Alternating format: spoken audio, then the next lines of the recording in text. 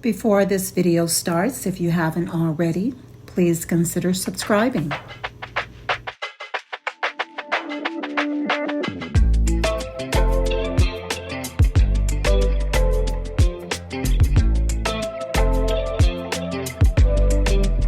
Go ahead and make our dressing. I'm using 1.5 cups of olive oil, 9 tablespoons of red wine vinegar. I have 6 chopped garlic cloves here. I'm using a total of 6 teaspoons of Dijon mustard. I have some oregano here. I used a total of 4 tablespoons. And 1.5 teaspoons of kosher salt. And I have 3 heaping tablespoons of mayonnaise that I'm using.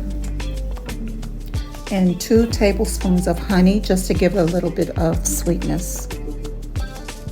Stirring it all together. And now I'm going to go ahead and chop up my lettuce.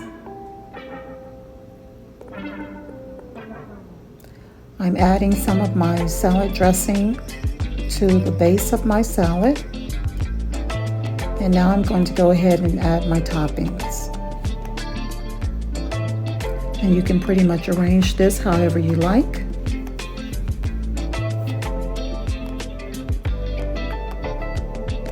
And what I love about this salad is that it can serve as a side dish or as a main dish.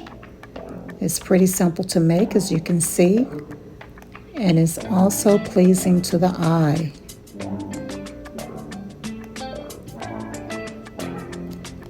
You got to have your blue cheese in there. You wouldn't have a Cobb salad without it. And top it off with freshly cracked black pepper, and we are done.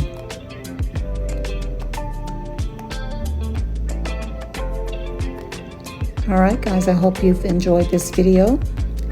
And yeah, willing, I will see you guys next time. Take care.